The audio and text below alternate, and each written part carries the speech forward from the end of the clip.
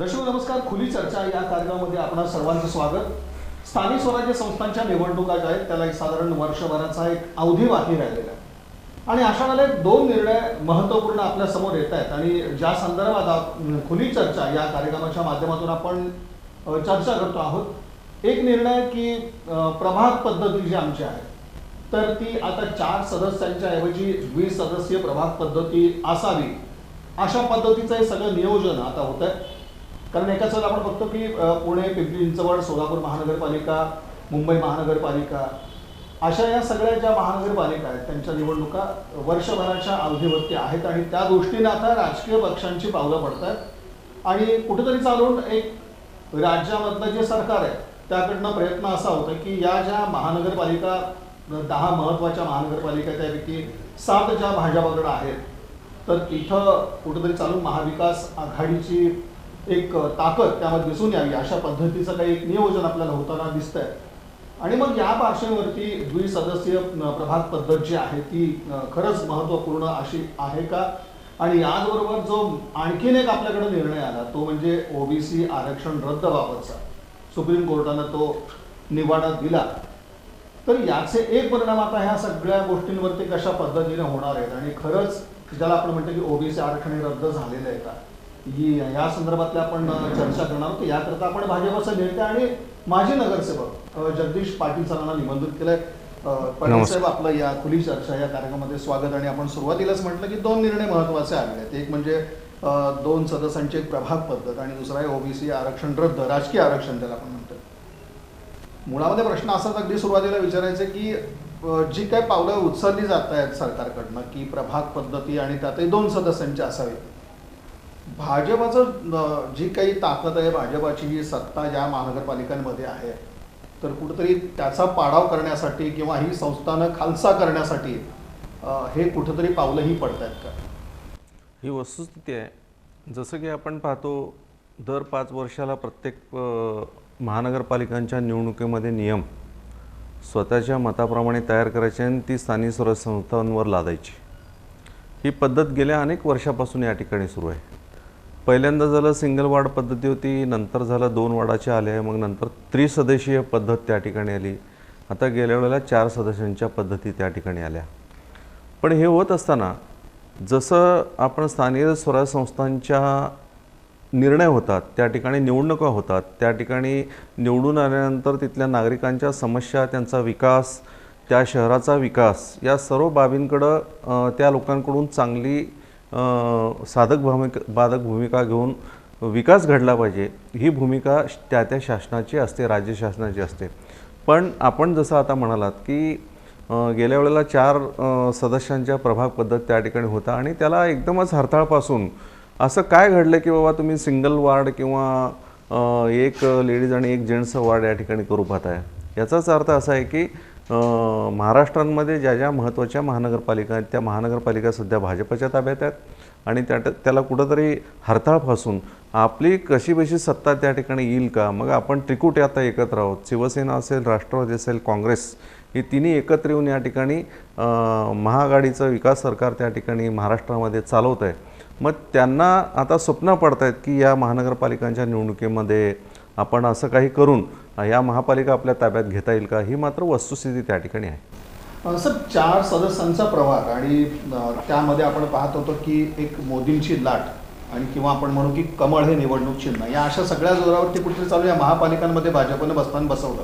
अगदी सोलापूरचा विचार केला तर कुणी कल्पना केली नसेल की भाजपाची सत्ता या सोलापूर महानगरपालिकेमध्ये येईल, पण ती आली. तर त्याला गोष्टी या कारणीभूत होत्या की मोदींची लाट आणि कमळ हे निवडणूक चिन्ह. मग आता जर समजा हे 2 सदस्यांचा हा प्रभाग झाला तर याचा परिणाम भाजपाच्या या सत्तेवर होऊ शकतो किंवा भाजपला ही आव्हानात्मक परिस्थिती आषाढाला उभारू शकते का? थोडंसं मी मागं जातो या विषयांमध्ये.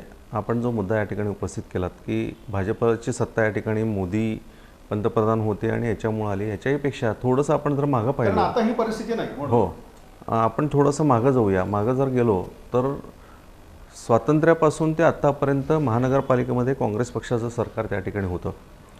मग प्रत्येक निवडणुकांमध्ये हे काँग्रेस या ठिकाणी वेगवेगळी आश्वासनं त्या ठिकाणी द्यायची आणि पुन्हा ते निवडून आल्यानंतर ते विसरून जायचे, कालमर्यादेने विसरून जायचे आणि पुन्हा ते जसं सत्ता येईल त्याचा सत्तेचा उपयोग फक्त 4 ते 5 लोकांसाठी त्या ठिकाणी महापालिकेत असायची. कारण मी जवळून 25 वर्ष त्या ठिकाणी बघितली. ते 4-5 लोक जशी सत्ता त्या ठिकाणी खेचून नेतात, आपापला निधी आपल्या भागामध्ये कसं खेचून नेतात आणि ठराविक एरियाचा विकास त्या ठिकाणी झाला. जसं की सोलापूर शहराचा समान विकास कार्यक्रम जर हाती घेतला असता तर शहर आता बाहेरगावची लोक आता टिप्पणीने किंवा उपरोधात्मक असं म्हणतात की काय तुमचं सोलापूर शहर एक खेडं आहे. हे का दिसतं याचं चित्र जर मागे गेलो आपण तर त्याचं कारण हे काँग्रेस पक्षामध्ये असलेलं त्या ठिकाणी एकवटलेली सत्ता आणि मस्तवाल झालेले 4-5 लोकांच्या हाती गेलेली सत्ता, त्याचा तो परिणाम आहे. म्हणून या सगळ्यांना कंटाळून गेल्या वेळेला भारतीय जनता पार्टीला सोलापूर शहरातल्या तमाम 10 लाख जनतेने त्या ठिकाणी सत्ता त्या ठिकाणी दिली. हे देत असताना त्यांच्या काही अपेक्षा या ठिकाणी होत्या आणि ते वस्तुस्थिती आहे. पण हे होत असताना मग त्याची कारणं अनेक आहेत. मग उजनीची दुसरी पाईपलाईन आमचे मुख्यमंत्री देवेंद्र फडणवीस यांनी मंजूर केली होती गेल्या 5 वर्षापूर्वी. शहरातल्या लोकांना स्वप्न पडलं की बाबा आपणाला आता पाण्याची एकतर 8 दिवसाला, 10 दिवसाला, 12 दिवसाला जे पाणी मिळतं ते जर फडणवीस साहेबांनी इथं सोलापुरात येऊन मिटिंग होऊन आमच्या आणि महापालिकेत ठराव करून पाठवा आणि मी पाहिजे तेवढा निधी देतो आणि ती वस्तुस्थिती आणि त्यांनी दिलं पण, मंजुरी झाल्या, टेंडर झाले, सगळं झालं. पण अजूनही प्रत्यक्षात काही नाही, काम सुरू झालं. काय झालं मध्यंतरी या काळामध्ये थोडंसं टेंडरमध्ये प्रॉब्लेम आले. मग ते भूसंपादनाचा विषय आणि काही शेतकऱ्यांनी कोर्टामध्ये गेले, आमच्या या शेतातनं अशी पाईपलाईन नाही न्यायची, समोरनं घ्या वगैरे अशी जे काही टेक्निकल बाबी आहेत त्यामुळे तो वेळ लागला. पण काय हरकत नाही, उशिरा का होईना आता ते काम सुरू झालं आहे. म्हणजे याचा अर्थ भविष्यामध्ये आपल्याला दुसऱ्या लाईनमधून त्या ठिकाणी पाणी नक्की येणार आणि पाणी आल्यानंतर शहराचा विकास त्या ठिकाणी म्हणजे चांगल्या पद्धतीचं पिण्याचं पाणी असेल, घराला वापरण्याचं पाणी आपण देऊ. हे जे स्वप्न आपण लोकांना दाखवलं होतं ते प्रत्यक्ष उतरवण्याचं काम फडणवीस साहेब आणि आमच्या भारतीय जनता पार्टीच्या टीमनं त्या ठिकाणी केलं. म्हणून लोकांचा एक संपादन केलेला विश्वास, त्यामुळे आमची गेल्या वेळेला सत्ता त्या ठिकाणी आलेली आहे. त्यामुळे कोणताही फरक पडणार नाही. फरक प्रभाग असला काय किंवा 4चा असला काय, कशा त्याने काँग्रेस पक्ष किंवा शिवसेना, राष्ट्रवादी, मला नाही वाटत की हे तिघं एकत्र येऊन ही निवडणूक लढवतील. याचं कारण असं आहे की प्रत्येक भागामध्ये ज्या त्या पक्षाचा कार्यकर्ता तिथं ताकदीचा आहे. आणि उदाहरण जर द्यायचं झालं तर सिंगल वार्ड झालं, समजा उद्या सिंगल वार्ड झाला, एका वार्डामध्ये काँग्रेसचाही तितकाच ताकदीचा कार्यकर्ता आहे, राष्ट्रवादीचाही तितकाच ताकदीचा आहे, शिवसेनेचा तितकाच ताकदीचा आहे. पण भारतीय जनता पार्टी आणि केवळ भारतीय जनता पार्टीचा कार्यकर्ता हा तिथं ताकदीनं उभारतो, ताकदीनं लढतो आणि जिंकतो पडतो हा विषय महत्त्वाचा नाही, पण प्रत्येक निवडणुकीमध्ये तो ताकदीनं त्या ठिकाणी उभारतो. पण आता ही 3 एकत्र आलेली माणसं जर एकाला तिकीट, एका पक्षाच्या माणसाला तिकीट मिळालं ते काय गप्प बसणार नाहीत. दुसराही उभा राहील, तिसराही उभा राहील, त्या ठपक्षाची माणसं तिथं अपक्ष म्हणून त्या ठिकाणी येतील. त्यामुळं आम्हाला काय तितकं सिंगल वार्ड काय झाला काय, 2 स्वदेशी घेतला काय आणि काय केलं तरी आम्हाला काही त्या ठिकाणी फरक पडणार नाही. आमच्यावरचा जो विश्वास लोकांनी व्यक्त केला आहे त्या विश्वासाला कुठेही आम्ही तडा जाऊ दिलेला नाही. या 4 वर्षामध्ये असेल किंवा मोदी सरकारचं जे काही गव्हर्नमेंट आहे आमचं, या कोरोना काळात देशाने संपूर्ण बघितलं, मोदी सरकार संपूर्ण जगाने बघितलं.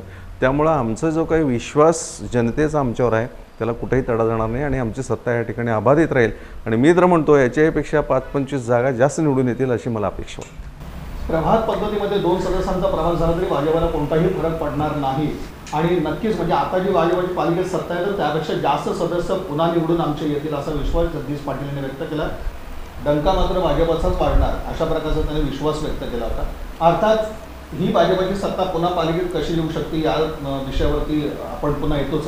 पण महत्त्वाचा जो प्रभागाच्या विषयीचा प्रश्न आहे, पाटील साहेब, प्रभाग 4 सदस्यांचा असताना आपण पाहिलं की नगरसेवकांचाही समन्वय नव्हता आणि दुसरीकडं लोकांना आपल्या प्रश्नासाठी नेमक्या कुठल्या नगरसेवकाकडे जायचं आहे तर असा देखील एक संभ्रम त्यांना निर्माण व्हायचा. आणि आपण पाहतो की जेव्हा जेव्हा अशा प्रभागांमध्ये समस्या उभारल्या तेव्हा मात्र नगरसेवकांनी एकमेकांवरती ढकलण्याचा कुठेतरी प्रयत्न केला किंवा नागरिकांना ह्या लोकांकडे हेलपाटे मारावे लागले होते. एक तुमचा अनुभव कशा पद्धतीचा आहे संदर्भात?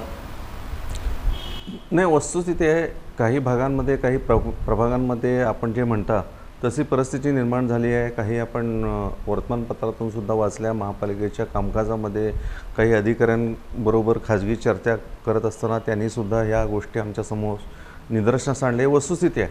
पण माझं म्हणणं असं आहे की प्रभागातल्या सर्व नागरिकांनी आपल्याला निवडून दिलं आहे प्रभागातल्या प्रत्येक मतदारांनी आपल्या या पॅनलला मतदान केलं, ही भूमिका हे आपल्या मनामध्ये खूणगाठ बांधून ज्या नगरसेवकांनी काम केलं त्याला मात्र वार्ड रचना कशी होईल, कोणता भाग कसा येईल ह्याच्याकडे लक्ष देण्याची गरज नाही. असं माझे जे काही सहकारी माझ्याकडे आलेले नगरसेवक त्यांना मी हा मूलमंत्र मी आधीच सुरुवातीच्या महिन्यामध्येच दिला आहे की तुम्ही हा भाग, माझा भाग, तो भाग, हा भाग असं न मानता तुमच्या घरी किंवा तुमच्याकडं फोन जर आपल्या प्रभागातल्या नागरिकाचा कोणत्याही कोपऱ्यातला असू दे त्याचा फोन आला की त्याच्यासाठी आपण काम केलं पाहिजे, त्याच्यासाठी आपण उपलब्ध झाला पाहिजे. हा साहेब काय होतं, आता प्रभाग 4चा एक विचार केला तर ठीक आहे की एक भाजपाचं पॅनल तिथं आहे, पण बरेच असे काही प्रभाग आहेत की जिथं मग भाजप असेल, काँग्रेस असेल, अन्य राजकीय पक्ष असतील, असंही तिथलं चित्र मात्र अडचण आहे. तेव्हा मात्र ही जी परिस्थिती आहे ती अडचणीची कुठेतरी चालून मग वेगवेगळे पक्ष जर असतील तिथं तर तो प्रश्न लोकांसमोर उभारणार झाले ही वस्तुस्थिती आहे. काही प्रभागांमध्ये अशी पद्धती झालेल्या आहेत. एक पक्षाचा वेगळा नगरसेवक त्या ठिकाणी आला आहे, 4मध्ये 2 ते आलेत, 2 हे आलेत, किंवा 4मध्ये 3 एकीकडचे आलेत, 1 एकीकडचं आले, तिथं मात्र हे गोंधळ आहे. पण माझं मत असं आहे की कोणत्या पक्षाचा नगरसेवक असणार, तुम्ही निवडून येण्यापुरता तो पक्ष होता, पण ज्यावेळेला नागरिक म्हणून तुमच्याकडे येतात काम घेऊन त्यावेळेला मात्र आपण पक्ष किंवा कोणत्या भागातला तो नागरिक ह्याच्यापेक्षा माझ्या प्रभागातला तो नागरिक आहे ही भूमिका घेऊन जर आपण गेलो तर निश्चित शहरातल्या आता जे प्रश्न आपण उपस्थित केला ते प्रश्नसुद्धा या ठिकाणी उपस्थित राहिला नसता. पण हे याच्याकडं मात्र हे वस्तुस्थिती दुर्लक्ष झालेलं आहे. काही भागांमध्ये नागरिकांना तोंडघशी पडण्याचं काम झालेलं आहे. इकडं गेल्यानंतर ते तिकडं जावं म्हणतात, तिकडं जावं म्हणतात.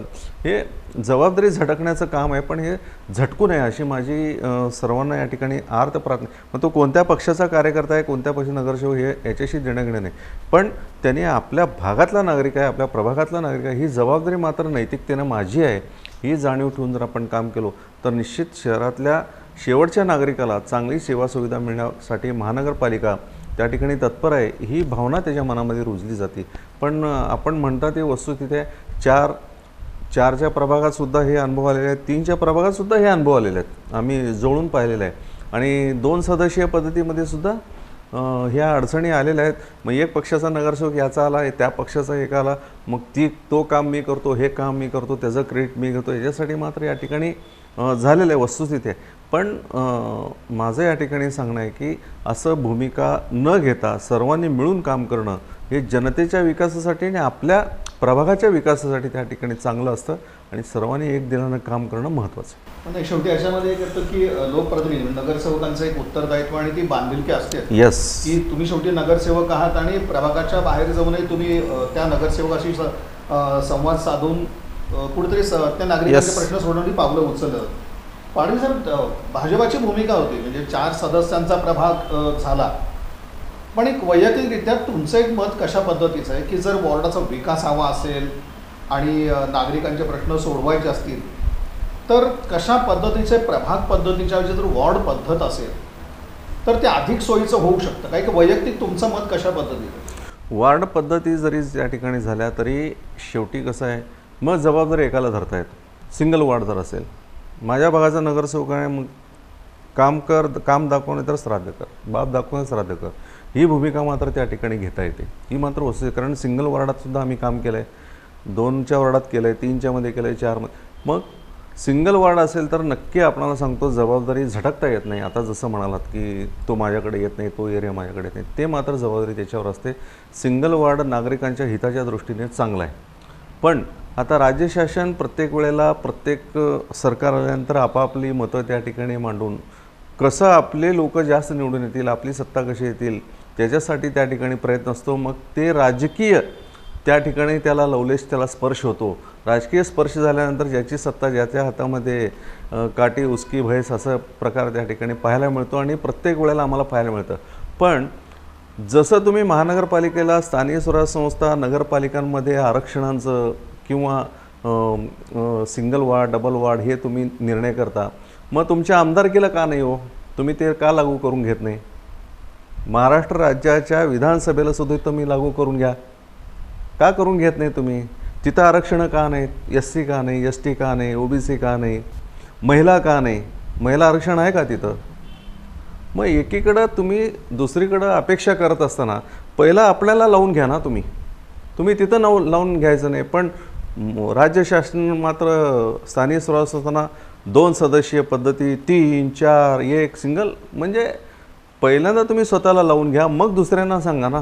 असं वारंवार आम्ही शासनाला त्या ठिकाणी सांगतो, पण त्या ठिकाणी प्रत्येकाला आपली खुर्ची पेरी आहे, त्यामुळं कोण त्याच्यावर जास्त बोलत नाही. पण 2 सदस्यांचा हा जर आपण प्रभाग म्हटला तर एक अशी एक तुम्हाला शक्यता वाटते का की अपक्ष जे आहेत ते मोठ्या प्रमाणात यातून निवडून येऊ शकतात? हो, यस. हे राजकीय पक्ष सदस्य नाहीत. नाही, त्याच्याही पेक्षा पुढे जाऊन मी म्हणतो की अगदी आपण वॉर्डाचा विचार केला हां. तर तेव्हा देखील आपल्याला तीच एक हे आहे की अपक्ष मोठ्या प्रमाणात निवडून येतील. बरोबर आहे. दुसऱ्या बाजूला याचा एक चांगला सुद्धा एक भाग असू शकतो की एखादा तळमळीचा सामाजिक कार्यकर्ता निवडणूक लढवू शकतो, तो जिंकून देखील येऊ शकतो. बरोबर आहे. आता याच्यामध्ये आपण महत्त्वाचा मुद्दा या ठिकाणी म्हणालात की बाबा अपक्ष त्या ठिकाणी निवडून येतात. अपक्ष 100% त्या ठिकाणी जास्त निवडून येतात केव्हा सिंगल वॉर्ड असेल तर.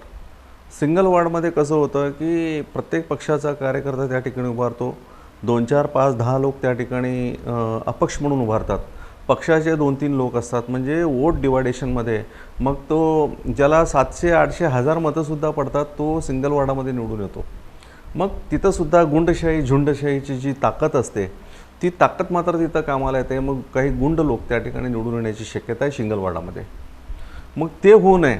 आणि पुन्हा पालिकेमध्ये घोडेबाजार होण्याचं देखील हां, एक संभावना 100% घोडेबाजार तर नक्कीच होणार, कारण अपक्ष आले की घोडेबाजार आपण पाहिलेलं डोळ्यांनी. 97 पासून ते आतापर्यंत अनेक वेळा घोडेबाजारांचा खेळ आपण पाहिला आहे. तर सिंगल वॉर्डामध्ये तो एक मात्र खूप मोठा धोका आहे. म्हणून आता डबल वॉर्डामध्ये सुद्धा आता ह्यांनी कसं करणार, 50% महिला आरक्षण आहे. मग एक पुरुष आणि एक महिला, समजा 1 नंबर वॉर्ड पडला, मग त्याच्यामध्ये 1 पुरुष आणि 1 स्त्री, मग ते स्त्रीमध्ये OBC, SC, ST तिथल्या लोकसंख्येच्या जे काही निकष आहेत, मग 18%, 36%, 51% निकष बघून त्या कॅटेगरीमध्ये ते SC, ST, मग OBC अशा पद्धतीचं ते लोक त्या ठिकाणी आरक्षण टाकतील. आणि पुरुषांमध्ये सुद्धा तसं, पुरुष गटामध्ये सुद्धा मग तशा पद्धतीचं आरक्षणची सूची करण्यासाठी 50% लेडीज आणि 50% जेंट्स हे जर संपवायचं असेल तर सिंगल वॉर्डमध्ये सुद्धा 1 लेडीज 1 जेंट्स अशा पद्धतीचं कदाचित या राज्य शासनाचा त्या ठिकाणी व्ह्यू असू शकतो असा संशय मला येतो. कारण याच्यापूर्वी नवी मुंबई महानगरपालिकेला गेल्या 2 महिन्यापूर्वी वॉर्ड रचना करण्याचे आदेश मिळाले, कारण तिथं आता प्रशासकीय राजवट चालू आहे. नवी मुंबईमध्ये महापालिकेमध्ये निवडणुका झाल्या नाहीत, कोरोनामुळं निवडणुका पुढे गेल्या, पण तिथं काय ऑर्डर आली की सिंगल वॉर्ड. आणि त्या नवी मुंबई महानगरपालिकेने आता सिंगल वॉर्डाची वॉर्ड रचना करून ते डिक्लेअरसुद्धा केली आहे. मग आम्हाला असा संशय येतो की एकीकडं तिकडं सिंगल वॉर्डासाठी निवडणुका घ्यायच्या नवी मुंबईमध्ये आता, आणि या महिना 2-3 महिन्यामध्ये त्या निवडणुका होतील. आणि त्या जर निवडणुका सिंगल वॉर्डाने झाला 1 सदस्यीय पद्धतीनं, मग आता तुम्ही जर महाराष्ट्रामध्ये जर दुसरा निर्णय आणण्याचा प्रयत्न केलात, कोणीतरी उद्या कोर्टामध्ये जर गेलं तर कोर्ट फेटाळून दिले. तुम्ही नवी मुंबईमध्ये 6 महिने, म्हणजे आपल्या निवडणुका आता फेब्रुवारीच्या आत आपल्याला घ्यावं लागणार, जानेवारी, म्हणजे साधारण 5 महिने, 3 ते 4 महिने आपल्याला वॉर्ड रचनेला राहिलेले आहेत. 3 महिनेसुद्धा पूर्ण राहिलेले नाहीत. तुम्हाला आता वॉर्ड रचनेचं काम हाती घ्यावं लागणार आहे. वॉर्ड रचना केल्यानंतर त्याची आरक्षणं करत असताना मग निवडणूक आयोग त्या ठिकाणी तुम्हाला गाईडलाईन देतं. निवडणूक आयोग असं सांगते, गेल्या वेळेला तुम्हाला 4 सदस्यीय पद्धती आम्ही दिले होते, किंवा घड्याळाच्या उलट्या काट्याने तुम्ही फिरा, तर उलट्या काट्याने ही फिरून ही वॉर्ड रचना झाली आहे. म्हणजे जसं की 1 नंबर वॉर्ड खाली ह्याच्यापासून सुरू झालं आपलं बाळे केगाव असं पासून, म्हणजे घड्याळाच्या उलट्या काट्याप्रमाणे आपण फिरत शहराच्या मध्यभागी आलो, म्हणजे रचना आपली अशी झाली. आता समजा वॉर्ड रचना करत असताना निवडणूक आयोग म्हटलं की तुम्ही झिगझॅग पद्धतीने जावा. झिगझॅग पद्धतीने म्हटल्यानंतर आपल्याला झेडच्या ह्याच्याने सरकत जाणं किंवा यू टर्न जावा. म्हणजे निवडणूक आयोग काय आज तुम्हाला गाईडलाईन देतील आपल्याला माहिती. जसं की आता मी म्हणालो नवी मुंबईला सिंगल वॉर्ड पद्धती, मग तिथं जर सिंगल वॉर्डाने जर 3 महिन्यात निवडणुका झाल्या तर दुसऱ्या 3 महिन्यामध्ये तुम्ही इथं 2 वॉर्डाच्या, म्हणजे 1 लेडीज 1 जेंट्स असं तुम्ही करू शकत नाही. कोणीतरी कोर्टात जाणार. उद्या समजा इथला सोलापूरचा एखादा नागरिक जो टॅक्स पेअर आहे तो कोर्टात जर गेला तर कोर्ट ऑर्डर करू शकते. किंवा नवी मुंबई महापालिकेने तिथं निवडणुका झाल्यानंतर एखादा पडलेला उमेदवार सोलापूर महापालिकेमध्ये 1 लेडीज आणि 1 जेंट्स केला आणि आमच्या इथं सिंगल केलं म्हणून तो सुद्धा चॅलेंज तिथं हायकोर्टामध्ये सुप्रीमला करू शकतो. मग हे लटकालटकीचे काम, म्हणजे राज्य शासनाला कोर्टात खेचायचं काम सिंगल टॅक्सपेअरसुद्धा करू शकतो. मग त्याला फेस करण्याची जबाबदारीसुद्धा शेवटी राज्य शासनाची येते, म्हणजे जे निर्णय घेतात ते कॅबिनेट. मग अशा पद्धतीच्या ह्याच्यामध्ये तुम्ही एकीकडे एक आणि एकीकडे एक असं करू शकत नाही. म्हणून मला आता या ठिकाणी संशय 100% असा येतो की सिंगल वडा म्हणजे एक वार्ड एक नगरसेवक अशा पद्धतीचं व्यूहरचना या राज्य शासनाची आहे. सगळीकडे एखादी चर्चा सोडायची आणि लोकांचं डोळेझाक करायचं अशा पद्धतीचं गेम लक्ष विचलित करण्याचं काम या ठिकाणी सध्याचं जे राज्य सरकार आहे ते करतं आहे असं मला या ठिकाणी दाट संशय येतो आहे. म्हणून आता नवी मुंबईच्या महापालिकेकडे आमचं सगळ्यांचं लक्ष आहे. तिथं काय निर्णय होतात आणि कशा निवडणुका होतात त्याच निवडणुका या महाराष्ट्रामध्ये त्यांना घ्याव्या लागतील, राज्यभरात घ्याव्या लागतील असं आम्हाला नक्की त्या ठिकाणी खात्री वाटते. पाटील सर, ह्या सगळ्या दरम्यान एक महत्त्वाचा निर्णय आला तो म्हणजे ओबीसी रिझर्वेशन रद्दचा, म्हणजे राजकीय रिझर्वेशन ओबीसींचं आज रद्द झालं. ही जी परिस्थिती कशामुळे नेमकी उद्भवली? म्हणजे आपण पाहतो की विदर्भातले काही त्याला शहरं किंवा जिल्हे या बाबतीत तो सगळा निर्णय आला, पण याचा एक परिणाम आताच्या वर्षभरावरती आमच्या सगळ्या निवडणुका आहेत, तर कशा पद्धतीचा तो परिणाम होऊ शकतो आणि या बाबतीत नेमकं काय झालं? ओबीसींच्या बाबतीमध्ये नेमकं काय घडलं? एकूण राज्यभरामध्ये ज्या काही निवडणुका असतील किंवा इतर काही निकष आहेत, म्हणजे राज्य शासनाने जे काही एखादी गाईडलाईन तयार केलेली आहे आपल्या महाराष्ट्रामध्ये ओबीसी कॅटेगरीसाठी कशा पद्धतीच्या रिझर्वेशन्स असल्या पाहिजेत आणि कायदा काय सांगतो. कायद्याची सांगड घालत असताना या ठिकाणी असं झालं आहे की महाराष्ट्रामध्ये आपल्या ज्या काही SC ST सगळ्या जे काही रिझर्वेशन ते 50% बाहेर जाऊ नये हे घटनात्मक त्या ठिकाणी कायद्यानं आपल्यावर बंधन आहे. पण नेमकं काय झालं आहे, आजपर्यंत SC STच्या ह्या कॅटेगरी ते ठरलेल्या आहेत, पण त्या घटनात्मक आहेत, त्याला धक्का कोणालाही लावता येणार नाही. ते ठराविक त्या पद्धतीनं ते निकष त्या पद्धतीने ठेवलेले आहेत. पण OBCमध्ये VJNT असेल, NT असेल, SBC असेल, या सर्व जाती जमाती जे महाराष्ट्रामध्ये आपण देऊ केल्यात आणि त्यांना इक्विलेंट टू OBC म्हणून गणना केली गेली आहे. म्हणजे OBCमध्ये SC NT आणि हे सगळ्या ज्या छोट्या छोट्या जाती आहेत त्यांना आपण दिलेलं आहे, त्यांना इक्विलेंट टू OBCमध्ये आणून ठेवलेलं आहे. म्हणून त्यांचा रेशो जो आहे तो 1%, 2%, 1.5%, 3% जे काही ठरलेलं आहे त्या निकषाप्रमाणे ते वाढत चाललं आहे. म्हणून सुप्रीम कोर्टाने तिथल्या टॅक्सपेअरनी हे त्या ठिकाणी दावा दाखल केला. त्याच्यामध्ये निकाल असा झाला, आरक्षण जास्त आहे, अतिरिक्त होत आहे आणि ह्याच्यामुळं ओपन कॅटेगरीला त्या ठिकाणी धक्का लागतो अशा पद्धतीचं त्यांनी त्या ठिकाणी याचिका दाखल केली. आणि त्या याचिकेमध्ये सुप्रीम कोर्टाने महाराष्ट्र शासनाला 8 वेळा त्या ठिकाणी रिमाइंड केलं आहे की तुम्ही तुमचं मत काय याच्या संदर्भामध्ये, हे सगळे तुमचं चुकीचं आहे, तुमचं मत त्या ठिकाणी नोंदवा. अशा पद्धतीचे 8 वेळा लेखी ऑर्डर काढूनसुद्धा राज्य शासन त्या ठिकाणी गेलं नाही, कारण यांच्या चुका खूप आहेत. राज्य शासन खूप चुका केल्यात, काही ते सुप्रीम कोर्टासमोर मांडू शकत नाहीत, म्हणून त्यांनी 8 वेळा बजावूनसुद्धा गेले नाही. म्हणून शेवटी सुप्रीम कोर्टाने दणका दिला की बाबा तुमचे हे काही स्थानिक स्वराज्य संस्था असतील किंवा नगरपालिका असेल, महापालिका असेल, स्थानिक स्वराज्य कुठल्याही निवडणुका असतील त्यामध्ये तुमचं यापुढं OBCचे जे 50%च्या पुढे गेले आहेत ते आम्ही यापुढं तुम्हाला करता येणार नाही अशा पद्धतीचं सेम राजकीय आरक्षणाकडे राज्य सरकारचं दुर्लक्ष झालं किंवा ते गांभीर्याने घेतलं गेलं नाही हे चित्र आहे. बरोबर आहे. जसं की आपण म्हणालात मराठा आरक्षणामध्ये आपल्या राज्य शासनानं त्या ठिकाणी ॲफिडेविट द्यायला पाहिजे होतं, वेळेत जाऊन हे कशा पद्धतीनं आम्ही केलेलं आहे आणि ते कायद्यात्मक त्या ठिकाणी कसं आम्ही बसवलं. जसं की देवेंद्र फडणवीस साहेबांनी सभागृहामध्ये मराठा आरक्षण या विषयावर त्यांची तुलनात्मक चर्चा झाली. त्या सभागृहाच्या पटलावर विषय आल्यानंतर त्यांनी किती इत्थंभूत अशा कायदे आणि आकडेवारीसहित त्या ठिकाणी आणि कायद्याचा आधार घेऊन त्यांनी मांडलं. तशा पद्धतीचं तीच ठेवणं आणि तीच मांडणी जर आपल्या राज्य शासनाच्या वकिलांमार्फत तिथं जर मांडलं गेलं असतं तर हे मराठा आरक्षण त्या ठिकाणी सक्सेस झालं असतं. म्हणजे टोटली हे राज्य शासन त्या ठिकाणी मराठा आरक्षणमध्ये फेल झालं मांडण्यासाठी. आणि मला वाटतं की जाणीवपूर्वक केलं गेलं का ह्याचा आम्हाला संशय त्या ठिकाणी येतो आणि अशा पद्धतीचं चुका होऊ नयेत म्हणून राज्य शासन त्या ठिकाणी दखल घेणं आवश्यक होतं. वेळेवर त्यांनी दखल घेतल्यामुळे मराठा आरक्षण त्या ठिकाणी टिकलं नाही. तसंच हे OBCचं सुद्धा आरक्षण त्या ठिकाणी न टिकण्याचं कारण राज्य शासन त्या ठिकाणी वेळेत ॲफिडेविट दिले नाही. 8 वेळा तुम्हाला बजावते सुप्रीम कोर्ट आणि तुम्ही साधं तिकडं लक्ष देऊन बघत नाही. सुप्रीम कोर्टचं म्हणजे सगळ्या देशातलं सर्वोच्च आपण जे कोर्ट मानतो त्या न्यायालयाला तुम्ही मानत नाही. मग आता काय तुमच्या मनामध्ये काय आम्हाला काय कळत नाही. म्हणून आता हे 50%पेक्षा जास्त जे गेलेलं आहे ते सगळी आरक्षणं OBCमध्ये तुम्हाला त्या शीट्स त्या ठिकाणी कमी करावे लागतील. माझ्या अंदाजे आता सोलापूर शहरामध्ये 100 म्हणजे 102ची आपली महापालिका आहे, त्या ठिकाणी 28 OBC संख्या आहे. सध्या OBC सीट आहेत. त्या ठिकाणी त्या जर घटनेनं आपण जर गेलो तर 10 ते 11 सीट या ठिकाणी सोलापूर शहरामध्ये ओबीसीचे पुढच्या वेळेला कमी करावे लागतील कायद्याने. जसं की आतमध्ये कमी होणार, ही कमीच होणार आणि कमी करावी लागेल. त्याशिवाय तुम्हाला त्या ठिकाणी निवडणुकाच घेता येणार नाही. निवडणूक आयोग शेवटी त्या ठिकाणी सुप्रीम कोर्टाचे जे आदेश आहेत ते तपासल्याशिवाय खाली काय निर्णय देऊ शकत नाहीत. म्हणून मला वाटतं 10 ते 11 जागांवर या ठिकाणी सोलापूर शहरामध्ये पाणी सोडावं लागेल ओबीसीला. अशा पद्धतीचं घटनात्मक त्या ठिकाणी अडचण येऊन थांबलेली आहे. कारण याचं कारण असं आहे की पद्मशाली समाज तो सगळा SBCमध्ये गेलेला आहे. SBC equivalent to OBC. मग पद्मशाली समाजातली माणसं आता जी ओबीसीमध्ये उभारले आहेत त्यांच्यावर हा खूप मोठा अडचण त्या ठिकाणी येणार आहे. कारण सोलापूर शहरामध्ये जसं की लिंगायत समाज मोठा आहे, त्या खालोखाल पद्मशाली समाज आहे, मराठा समाज आहे. मराठा आरक्षण त्या ठिकाणी वगळलं गेलं. त्यांनासुद्धा ओबीसीमध्ये पुढच्या वेळेला उभारता आलं असतं. पण हे आरक्षण गाळल्यामुळं पद्मशाली आणि मराठा दोन्ही समाजाला त्या ठिकाणी त्यांच्या जागा त्या ठिकाणी कमी होतील ओबीसीमध्ये निवडून येण्याच्या. ते सुद्धा खूप मोठा धोका या दोन समाजाला त्या ठिकाणी मिळतो आहे. म्हणून आणि तसंही जसं लिंगायतमध्ये सुद्धा वाणी असेल किंवा बाकीचे जे काही समाज आहे तोगट म्हणजे अनेक जाती आहेत, विविध जातीमध्ये त्यांनासुद्धा त्या ठिकाणी ओबीसीमध्ये उभारतात.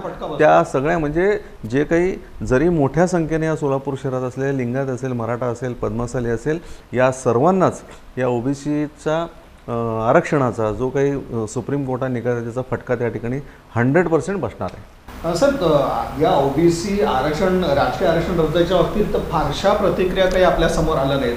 पण ह्या लोकांची म्हणजे आता आपण तुम्ही या सगळ्या नेते मंडळीच्या संपर्कात असता, त्यांची भावना कशा पद्धतीने, निर्णयाकडे पाहण्याची त्यांची भूमिका कशा पद्धतीची आहे? काय झालं नेमकं, कोविडचा काळ आहे. प्रत्येक जण आपापलं जीव प्यारा म्हणून आपापल्या घरी बसलेला आहे. खूप मोठे मोठे नेते मी बघतो सगळे घरी बसलेले. मोठा हा निर्णय आहे, खूप मोठा निर्णय आहे. पण त्यांना काय घेणं देणं, कार्यकर्ता कुठं निवडून आला काय आणि गेला काय. प्रत्येकजण आपापलं घर प्यारा आणि आपण प्यारा.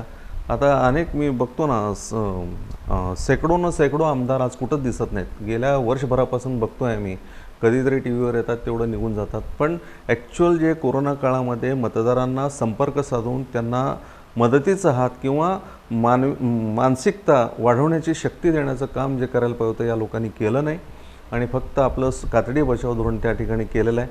आणि स्वतःचं कुटुंब आणि स्वतः त्या ठिकाणी संरक्षण करण्यापलीकडे ह्यांचं कुठेही लक्ष नाही.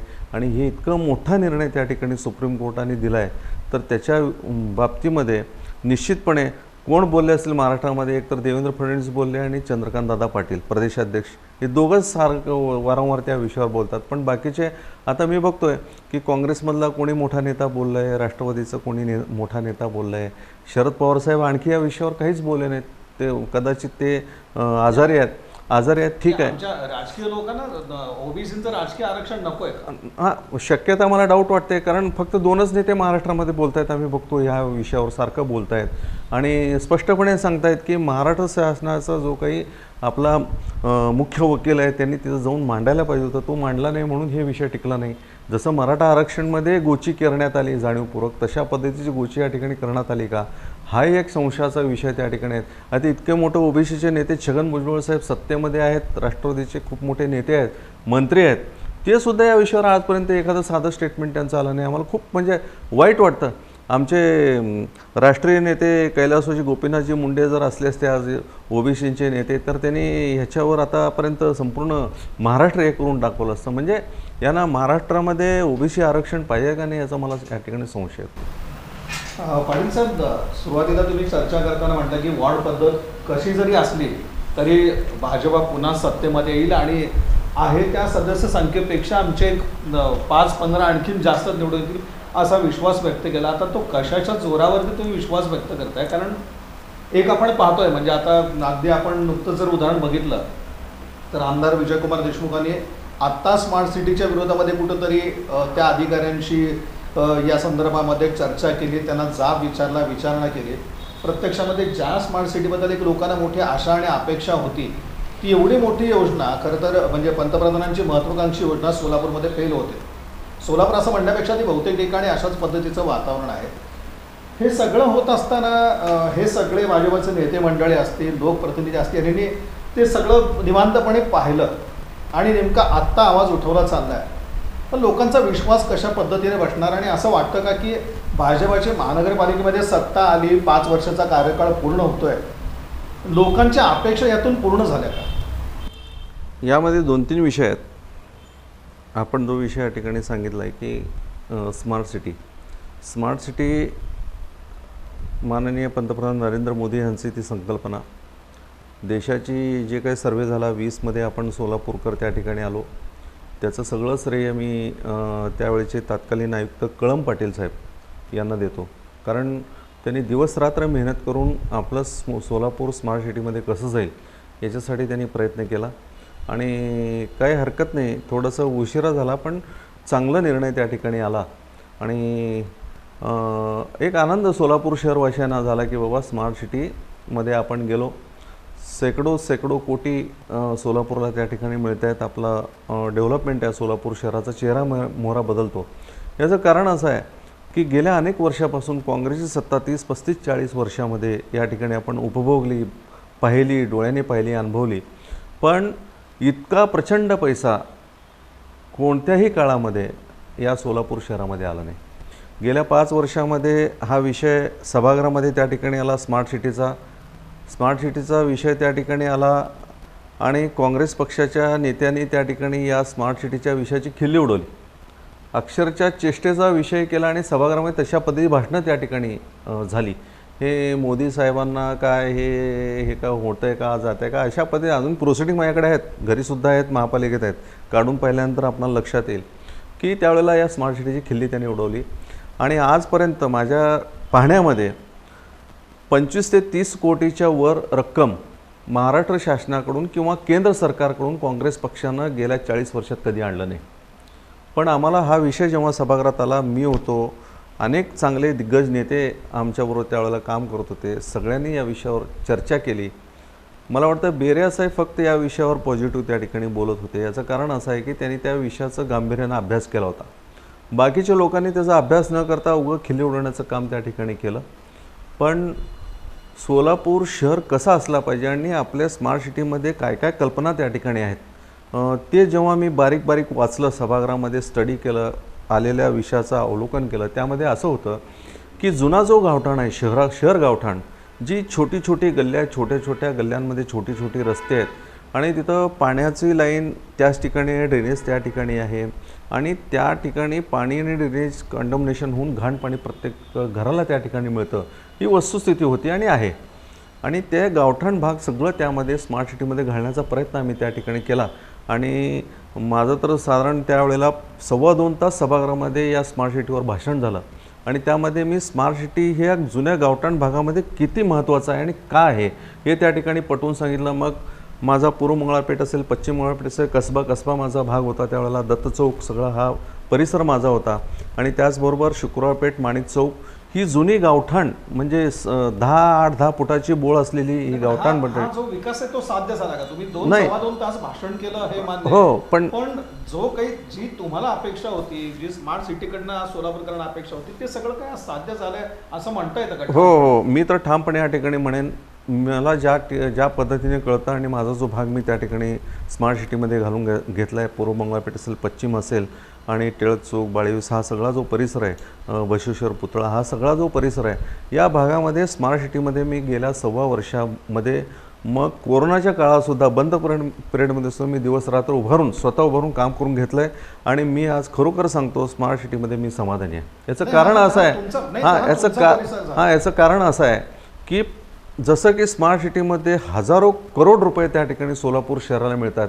मग मी एक लोकप्रतिनिधी म्हणून, मी एक नगरसेवक म्हणून माझी जबाबदारी ती होती की मी तिथं समोर भरून काम करून घेतलं पाहिजे. जसं केंद्र शासनाने गाईडलाईन दिलेले आहेत, आपलं जे स्मार्ट सिटीमध्ये आपला तो भाग त्यामध्ये टाकला आहे, मग माझी ती नैतिक जबाबदारी आहे काम कसं करून घ्यायचं. मग प्रत्येकाने ते आकलन केलं पाहिजे. मग असं बोर्ड दाखवण्यासाठी आपल्याला जागा राहणार नाही.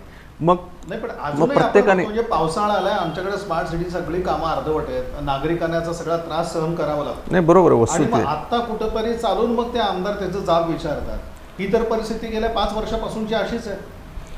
नाही, म्हणजे शेवटी भाजपानेच या कुठेतरी चालून स्मार्ट सिटीच्या योजनेच्या अंमलबजावणीकडे साफ दुर्लक्ष केलं, हे मान्य नाही का तुम्हाला? नाही, कसं आहे साहेब माहिती का, त्यात भाजपाचे नगरसेवक आले, आमदारही आले, सगळेच आले. स्मार्ट सिटी हे महापालिकेतले पदाधिकारी देखील म्हणूयात आपण. नाही, स्मार्ट सिटी ज्या वेळेला मंजूर झाली, स्मार्ट सिटीसाठी पूर्वी म्हणजे आयुक्तांकडे योजना तुमच्या सरकारची होती, तुम्ही त्याच्याकडे लक्ष देणं अतिशय म्हणजे सगळे कर्तव्य नाही, होतं. ते कर्तव्यच आहे आणि ती जबाबदारी पण आहे. गांभीर्य कुणाचं दिसलं नाही. नुसतं कर्तव्यच नाही तर ती जबाबदारी होती आणि आहे.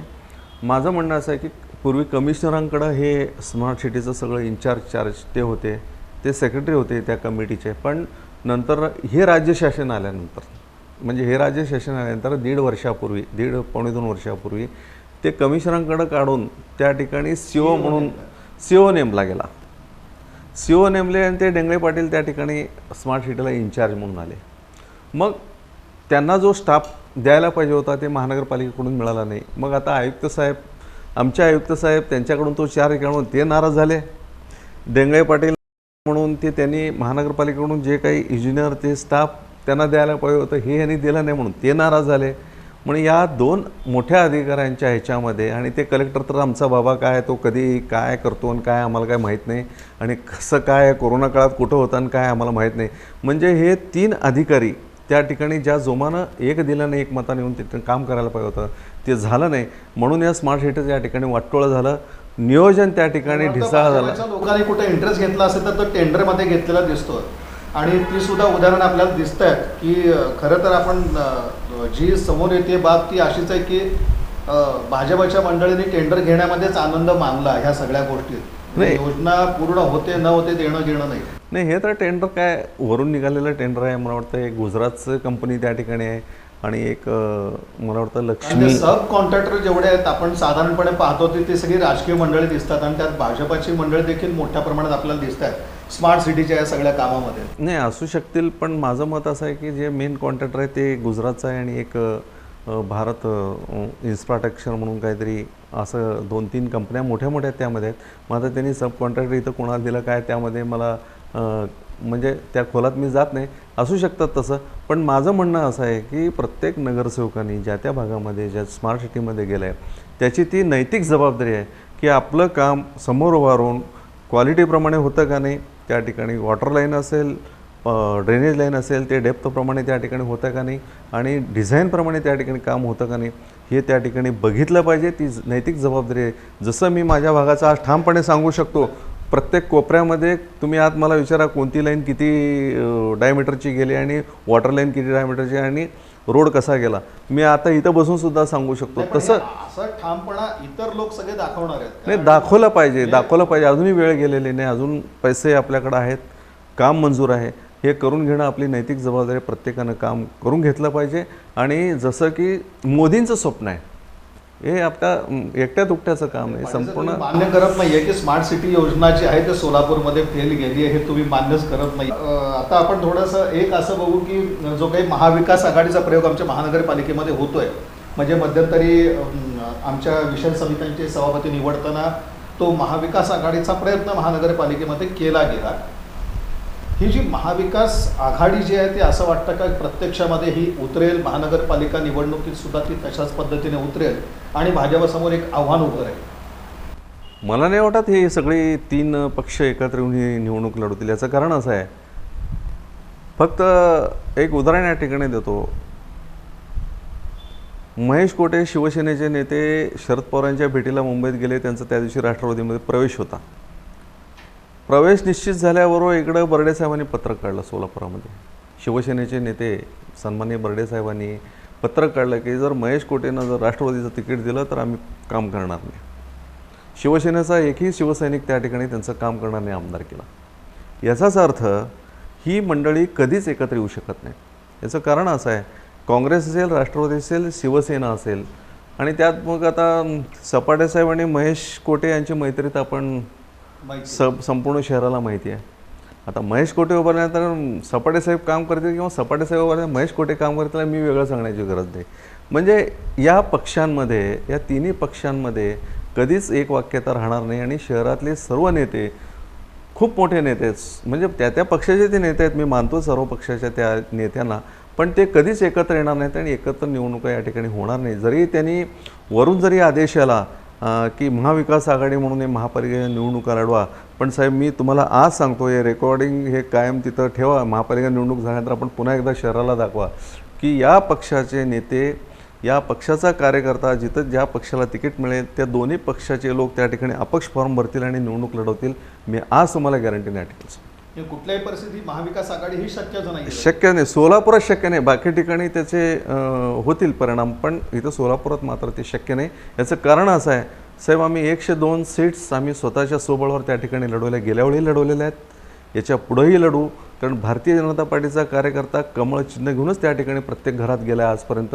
मग आता मला एक सांगा, उद्या जर महेश कोर्टेच्या वॉर्डांमध्ये महेश कोटेंच्या त्या एरियामध्ये सपाटे साहेबांना राष्ट्रवादीनं तिकीट दिलं, महेश कोटे साहेब जाणार आहेत को यांना हा घड्याळाला मत द्या म्हणून? जर तुमचा ते शिवसेनेमध्ये असेल ते वाढ त्यांना सुटला, महेश कोटे साहेब जातील का?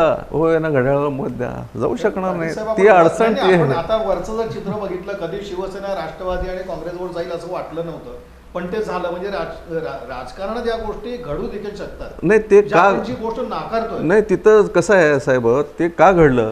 शरद पवारांसारखे राष्ट्रीय नेते, पवार साहेबांसारखे राष्ट्रीय ताकदीचे नेते त्या ठिकाणी होते म्हणून हे घडलं. बाकी जर शरद पवारांना तुम्ही या सरकारमधून बाजूला वगळा, काय सरकार मला सांगा, टिकेल का सरकार? आहे ठीक आहे, उद्धव साहेबांबद्दल मी मानतो, ते म्हणजे एक चांगल्या कुळामध्ये जन्म घेतलेत, बाळासाहेबांचे ते चिरंजीव आहेत, त्यांना राजकीय वारसा जरी नसला तरी संघटनेचं खूप मोठी ताकद शिवसेनेची महाराष्ट्रामध्ये आहे. पण आज शरद पवारांना जर बाजूला काढलं तर हे सरकार टिकेल का? थोडंसं आपण विचार करण्याची गोष्ट आहे. शरद पवारांच्या एक ताकदीवर हे सरकार त्या ठिकाणी आहे. पवार साहेब जर उद्या म्हणाले मी राष्ट्रवादीचं सरकार आहे, नाही फक्त शरद पवारांचं सरकार आहे, मी तर असं म्हणेन शरद पवारांचं सरकार आहे. जर शरद पवार साहेब उद्या जर मोदी साहेबांची बैठक झाली आणि फडणवीस साहेब तुम्ही या महाराष्ट्रात पुन्हा म्हटले तर, आणि रातोरात जर जसं मागं आता आमची चेष्टा करतात की 2 तासामध्ये तुम्ही शपथ घेतलं, तसं पुन्हा एकदा चमत्कार या ठिकाणी घडला तर कोणी अजूनही तुम्हाला ती आशा आहेच आहे? आशा आहे नाही, ते होणारच आहे. काही थोडंच काही गोष्टी आहेत, तेवढं झाल्यानंतर नक्की त्या ठिकाणी दिसेल, चमत्कार दिसेल असं मला वाटतं. कारण पवार साहेबांची परवा भेट झाली, फडणवीस ह्यांची दोघांची काय गुप्तगू झाली बाहेर आला नाही. म्हणजे या सगळ्या गोष्टी चालू आहेत, बघूया, वेट अँड वॉच. पण साहेब, आता थोडंसं महानगरपालिकेसमोर आणखीन एक शेवटचा मुद्दा. आपण बघतो की ठराविक लोक सभागृहामध्ये कुठेतरी ॲक्टिव्ह आहेत, एक 8-10 नगरसेवक म्हणू, काही पदाधिकारी म्हणू, हे तेवढेच ॲक्टिव्ह असतात आणि बाकीचे नगरसेवक मग मात्र एक थोडी बघ्याची भूमिका त्यांची असते. हे सभागृहातलं चित्र दिवसेंदिवस कशा पद्धतीचं होत चाललं आहे? कारण आज आपण बघतो की या पालिकेच्या प्रश्नांवरती बोलावं, ज्यांनी मुद्देसूद बोलावं, ज्यांनी तांत्रिकपणे बोलावं, अशी संख्या कमी होत चालली. तर याचं एक कारण काय? मग असं जर चालत असेल तर उद्या मग आमच्या महानगरपालिकेचं कामकाज कशा पद्धतीने चालणार आहे, की खरंच त्यातून मग आमच्या शहराचा विकास शक्य आहे का? याच्यासाठी काय, प्रत्येक पक्षाने त्या ठिकाणी आपण जे स्वीकृत सदस्य निवडीची एक प्रक्रिया महाराष्ट्र राज्यामध्ये सुरू झाली आहे. स्वीकृत सदस्य जे निवडले जातात, जे 5 सदस्य या सभागृहामध्ये निवडून येतात, ते प्रत्येक पक्षाने जो आपला त्या ठिकाणी कॅन्डिडेट पाठवतो निवडून देण्यासाठी, ते त्यांनी त्या ठिकाणी विचारपूर्वक पाठवला पाहिजे. तो जेव्हा येतो सभागृहामध्ये, तो एक सिनियर त्या ठिकाणी असला पाहिजे आणि तो सिनियर प्रत्येक नगरसेवकांना त्या ठिकाणी महानगरपालिकेचं कामकाज कशा पद्धतीचं असतं, नवीन आलेल्या सदस्यांना कामकाज कशा पद्धतीचं आहे हे सांगणं, कायदेशीर तरतूद काय आहे हे सांगणं आणि कायद्याप्रमाणे काम कसं करून घ्यायचं, आपल्या भागाचा विकास कसा करून घ्यायचा, आपली महानगरपालिकेमध्ये कशा पद्धतीचे विषय सभागृहाच्या पटलावर येतात, त्याच्यावर साधक-बाधक चर्चा आपण कशी केली पाहिजे, कशी भूमिका आपली मांडली पाहिजे, पक्षाची भूमिका काय आहे आणि त्याला धरून आपण कसं मांडलं पाहिजे आणि जास्तीत जास्त जनतेला सुखसोयी कशा मिळतील याच्याकडं लक्ष देण्यासाठी या 5 नगरसेवकांना जे पाठवतो प्रत्येक पक्षाने तसा नगरसेवक त्या ठिकाणी नक्कीच गरज आहे, 100% गरज आहे. आणि मी तर म्हणतो साहेब, ज्या वेळेला अभ्यास देखील करण्याची गरज आहे की अभ्यास, मग त्याला वाट दाखवण्याचं काम सुद्धा त्या ठिकाणी वाटाड्या लागतो. मग तो वाटाड्या कोण असेल तर हे 5 जे आपण पाठवतो, हे 5 कशासाठी तरतूद केली आहे की या सभागृहामध्ये जे येणारे 100-102 आहेत त्या लोकांना आपण वाटाड्या म्हणून त्या ठिकाणी काम करायला लावायचं आहे आणि त्यांना वाट दाखवायची आहे. या पद्धतीने तुम्ही गेलात तर तुम्ही तुमचा भागाचा विकास, तुमच्या एरियाचा विकास, नागरिकांचा विकास आणि पर्यायाने शहराचा विकास, हे त्याच्यातून त्या ठिकाणी ती संकल्पना आहे. पण तिथं हरताळ फाटण्याचं काम त्या ठिकाणी प्रत्येक पक्षाकडनं होतं, हे थांबलं पाहिजे. आणि निवडणुका झाल्यानंतर लगेच 1 महिन्यामध्ये एक अभ्यास वर्ग त्या ठिकाणी निवासी शिबिर जे 3 दिवस 4 दिवस, जसं की आमचे कैलासवासी प्रमोदजी महाजन हे नेहमीच महानगरपालिका निवडणुका झाल्या की महिन्याभरामध्ये आम्हाला मुंबईला बोलवायचे.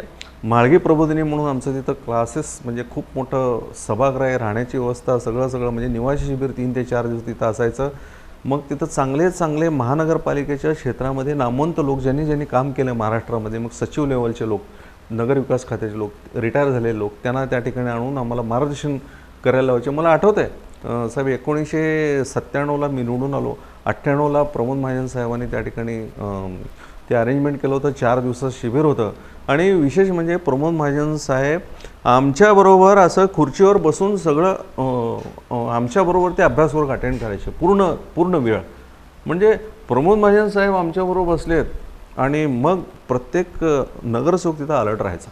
म्हणजे बाहेर आल्यानंतर सुद्धा ते खुर्ची घालून बसायचे, कोण काय करतंय काय नाही, म्हणजे इतकं बारीक या नेत्याचं सदस्यांना निश्चित मार्गदर्शन गरज आहे. आणि हे अभ्यासवर्ग निवडून आल्याबरोबर नवीन लोकांचा अभ्यासवर्ग वर्षाला एकदा त्या ठिकाणी होणं अपेक्षित, आणि होत नाही. आता अलीकडे बंद झालंय. पूर्वी होत होत्या. आम्हाला निवास शिबिर म्हटलं की आम्हाला इतका आनंद व्हायचा की 3-4 दिवस चला आता सगळं पार्टी मीटिंग सुद्धा आता नाममात्र सगळ्या गोष्टी तुमच्या राहिल्या. तेच म्हणतो, हे कुठंतरी शिस्त त्या ठिकाणी लागली पाहिजे आणि ह्याच्यातूनच खरं काम त्या ठिकाणी उभारतं आणि कार्यकर्ता घडतो. कार्यकर्ता घडवण्याचं काम हे प्रत्येक पक्षाच्या त्या ठिकाणी असलेल्या नेत्यांचं असतं. आणि हे 5 सदस्य जे आपण निवडून देतो त्यांची जबाबदारी ती, म्हणजे स्वीकृत सदस्य जे येतात ना त्यांची ती जबाबदारी, नैतिकता जास्त आहे. खुली चर्चा या कार्यक्रमामध्ये आपण भाजपचे नेते आणि माजी नगरसेवक जगदीश पाटील यांच्याशी सविस्तर असा संवाद साधला. मुख्यमंत्री ज्या प्रभाग पद्धती आता बदलत आहेत तर त्या संदर्भात एक आत्मविश्वास त्यांनी व्यक्त केला की या निवडणुका अगदी वॉर्ड पद्धतीने होऊ देत किंवा द्विसदस्यीय पद्धतीने होऊ देत, भाजपा आपली बाजू लावून धरणार किंवा भाजपा पुन्हा सत्तेसाठी जोरदार प्रयत्न करणार आणि तिथं आम्ही यश देखील मिळू, अशा प्रकारचा विश्वास जगदीश पाटीलने व्यक्त केला. ओबीसी आरक्षण जे रद्द झालं तर त्या संदर्भात बोलताना की हा ओबीसी वर्गाला मोठा फटका आहे आणि सोलापूर महानगरपालिकेची निवडणूक जेव्हा होईल तेव्हा आताची जी संख्या आहे ओबीसी प्रवर्गाची तर निश्चितच ती कमी झालेली आपल्याला दिसेल आणि हा या वर्गाला मोठा धक्का आहे, असं देखील मत त्यांनी या ठिकाणी मांडलं. महत्त्वाचा विषय होता की आमची आगामी जी महानगरपालिका निवडणूक जी होती आहे तर ती कशा पद्धतीची खरंच काही महाविकास आघाडीचा प्रयोग इथं होईल का. तर जगदीश पाटील यांचं म्हणणं आहे की जिथं आपण पाहतो की महेश कोठे असतील, मनोहर झपाटे अशी काही जी उदाहरणं आमच्याकडे आहेत तर हे सगळं चित्र आता इथं कुठली महाविकास आघाडी कधीच प्रत्यक्षात उतरणार नाही अशी देखील एक त्यांनी खात्री या ठिकाणी व्यक्त केली. आणि मुळामध्ये जे काय आपला भाजपाचा एक कार्यकाळ राहिला खरं तर या 5 वर्षामध्ये, मग स्मार्ट सिटीसारखी योजना जी काही आपल्याकडे दिसते की कुठंच त्याचा काही लवलेश इथं दिसत नाही आपल्याला सगळे. तर अशा वेळेला मग शेवटी प्रत्येकानं तिथं पाहणं, अभ्यास करणं गरजेचं होतं, काम करून घेणं गरजेचं होतं. आणि अपवादात्मक परिस्थितीमध्ये स्मार्ट सिटीच्या बाबतीच्या तक्रारी येतात त्या आपल्या समोर दिसत आहेत. मात्र हे कबूल करत असताना दुसऱ्या बाजूला भाजपानं चांगल्या पद्धतीनंच महानगरपालिकेमध्ये काम केलं, त्याची पोचपावती मिळेल असा विश्वास देखील व्यक्त केला. दुसऱ्या बाजूला राज्याच्या बाबतीत बोलताना सुद्धा त्यांनी असं म्हटलं की पहा, म्हणजे आणखीन सुद्धा त्यांना आशा आहे की राज्यामध्ये सत्तांतर घडेल. निश्चितच हे सगळं पाहण्यासाठी येणारा काळ आपल्याला तो पाहणं महत्त्वाचं आहे आणि ते कितपत काही गोष्टी समोर येतात ते पाहणं देखील महत्त्वाचं ठरणार आहे. खुली चर्चा कार्यक्रमामध्ये जगदीश पाटील साहेब आले आणि सविस्तर अशी त्यांनी एक आपली बाजू मांडली, याबद्दल त्यांचे मनपूर्वक असे आभार. धन्यवाद. आभार.